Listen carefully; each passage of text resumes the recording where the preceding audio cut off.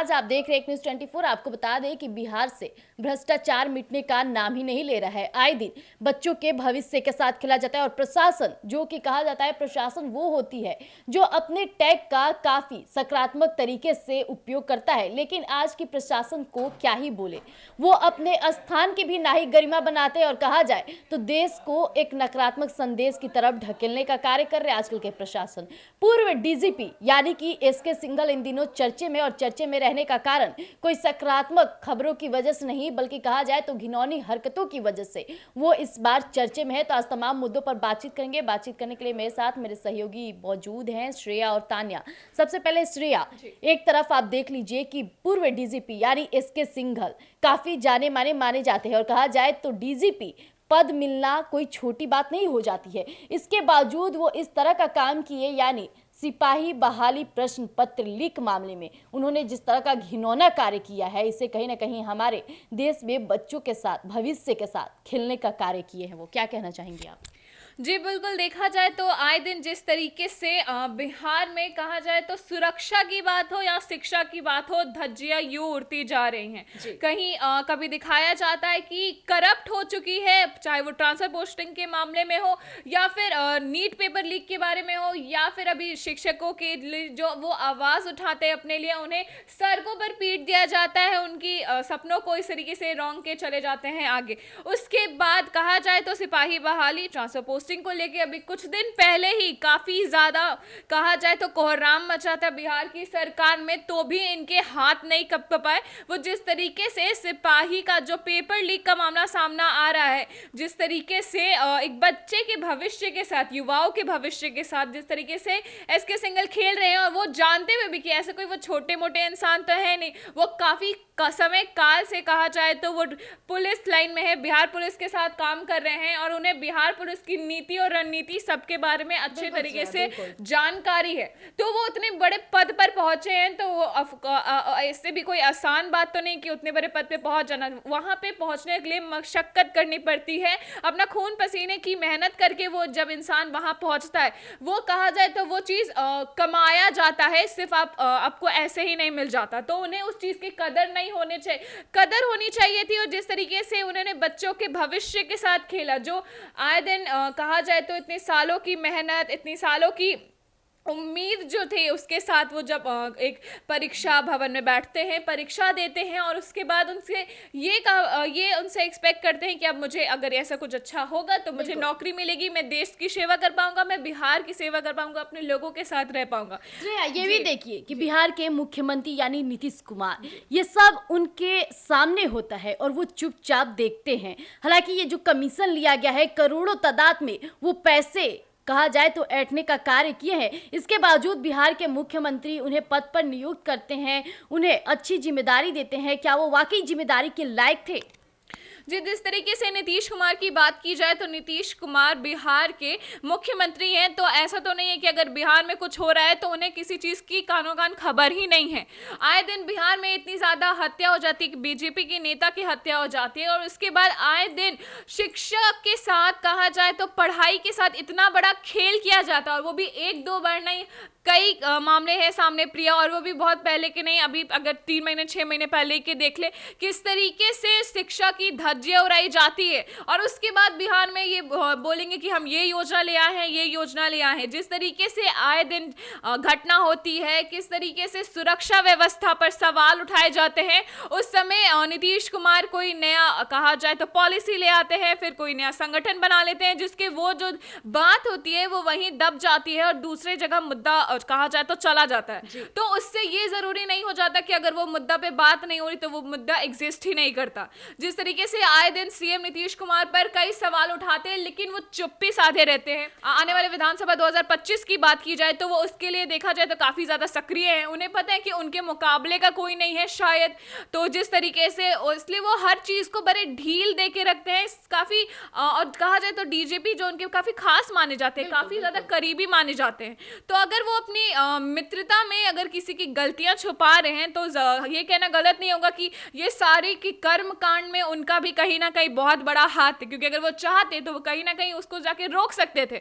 बिहार के लोगों के भविष्य के साथ खेलना नहीं चाहिए। अगर बात की जाए सिपाही भर्ती की, तो सिपाही कौन होते हैं? जनता की सेवा के लिए होते हैं, जनता के सुरक्षित माने जाते हैं। और बिहार पुलिस को तो इतना ज्यादा नाम मिला है कि सोशल मीडिया पे भी बिहार पुलिस कहा जाए तो सबसे ज्यादा फॉलोअर्स के साथ सोशल मीडिया पे काफी ट्रेंड करती है, काफी लोगों के बीच में पॉपुलर है। और कुछ समय पहले ही इसका उन्होंने जायजा भी लिया था और ये काफी ज्यादा सही माना गया था। बिल्कुल श्रेया। तो फिर उसके बाद अचानक से कहा जाए तो जिस तरीके से गिरा है ये जो कहा जाए तो पुलिस में, जैसे कि डीजीपी ने कहा जाए तो ये काफी ज्यादा शर्मनाक हो जाता है कि कैसे एक इतने बड़े पद पर होने के बाद भी उसकी गरिमा को इस तरीके से रौंद देना, इतने बड़े पद पे होकर वो तुरंत हटे थे।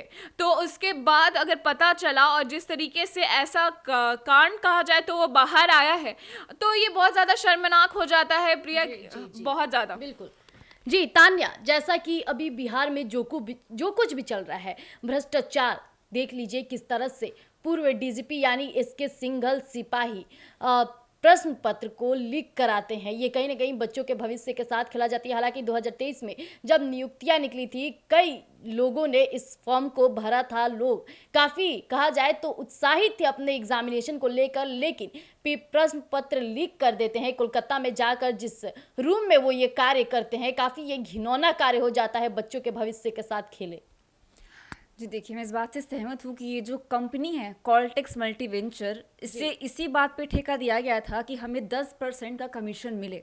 और ये मामला, ये अपराध साफ उजागर करता है सरकार और शिक्षा व्यवस्था की कमजोरी को, क्योंकि इस वजह से हमारी युवा पीढ़ी की सपने काफ़ी टूट चुके हैं, लोगों का भविष्य टूट चुका है, दलदल में फंसा हुआ है।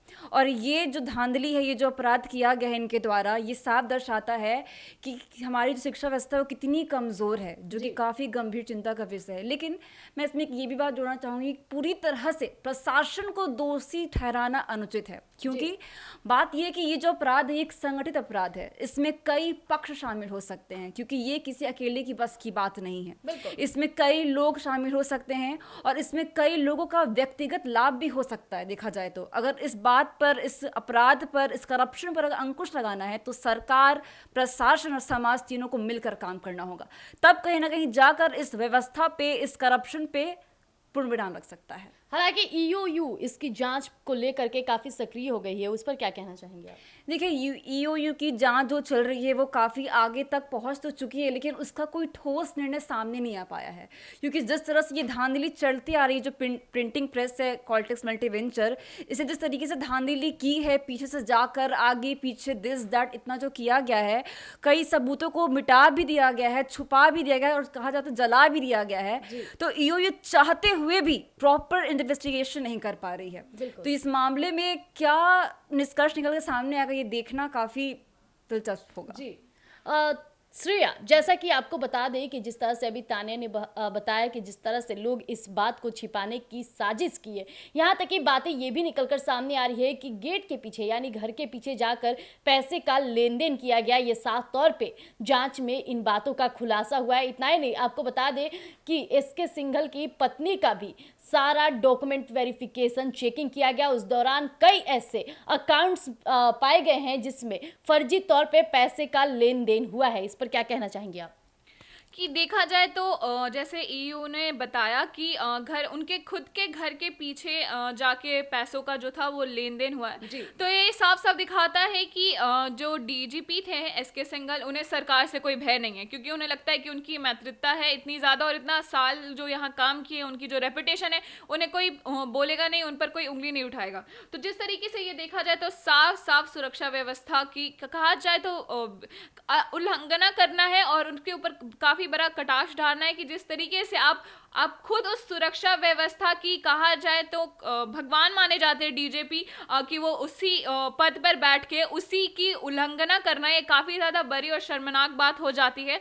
और साथ ही साथ उसके बाद जिस तरीके से दिख रहा है कि सिर्फ वो बल्कि उनकी पत्नी भी इस मामले में उनके साथ जुड़ी है। जी, उनका नाम सुमिता सिंघल। हाँ। वो भी आपको बता दें कि उनके भी 5 अकाउंट्स ऐसे पाए गए हैं जिससे पैसे का लेन देन हुआ है। हालांकि उनकी पत्नी कोई बड़े पद पे तो नहीं है कि इतने ज्यादा अकाउंट्स की उन्हें जरूरत पड़ती है। हालांकि जो पैसे का लेन देन हुआ है वो साफ तौर पे फर्जी जाहिर होता है। जी बिल्कुल, एसके सिंघल की बात की जाए, क्योंकि अगर वो सरकार में है तो उनके सरकार की जैसे कि बात की जाए तो सरकार की, अगर आप सरकारी कर्मचारी हैं तो आपके जो बैंक स्टेटमेंट पे आपको बता दें कि उस पर निगरानी रखी जाती है कि आपके कोई भी कहा जाए तो नाजायज तरीके के ट्रांजैक्शन नहीं हो सकते हैं। तो जिस तरीके से उन्हें अपनी उनकी जो खुद की ट्रांजैक्शन थी, उन्हें जो पैसा का घूसखोरी का जो पैसा था उन्हें वो खाना था, जिस तरीके से करप्शन करना था, तो वो अपने अकाउंट में तो क्लीन चिट दिखाना चाहते थे। इसलिए वो अपनी पत्नी का जो कहा जाए तो साफ साफ तरीके से उनके अकाउंट को यूज करे थे अपने नाम पे, अपने कनेक्शन के तौर पे। और जिस तरीके से ये सामने आया है कि वो अपने अपने कर्म को अपनी पत्नी के पीछे जाके छुपाना चाहते, लेकिन आज ना कल तो अगर गलती की खुलासा हो ही जाता है, तो आने वाले समय में क्या कुछ होता है, क्या कुछ सामने मामले आते हैं, ये देखने वाली बात हो जाती है। तान्या, एक तरफ देख लीजिए कि जो प्रिंटिंग मशीन वाले लोग थे वो चाहते तो इस बात का खुलासा कर सकते थे। हालांकि इन बातों को जा करके वो प्रशासन को बता देते, पुलिस कर्मियों को बता देते, जिससे साफ तौर पे वो पेपर लिख के एक दिन पहले इस पे पूर्ण विराम लग जाता। लेकिन कहीं ना कहीं वो कंपनी भी मिलकर घूस खाने का कार्य किया है। जी बिल्कुल, ये जो कंपनी है कॉल्टेक्स मल्टी वेंचर, इसकी भी कहीं ना कहीं मिलीभगत होगी ही, क्योंकि ये बड़े पैमाने पे कार्य चल रहा था। क्योंकि आप देख सकती हैं इससे पहले कई ऐसे मामले, नीट पेपर लीक मामला देख सकती हैं आप, अभी बिहार शिक्षा पेपर, ये बीएपी से टीआरडी का जो मामला था, कई पेपर लीक हुए हैं। तो ये कहीं ना कहीं ये मुद्दा, ये टूल कहीं ना कहीं एक दूसरे से लिंक्ड है। तो बिना किसी के व्यक्तिगत लाभ की वजह से, बिना किसी के मिलीभगत की वजह से ये कभी हो ही नहीं सकता।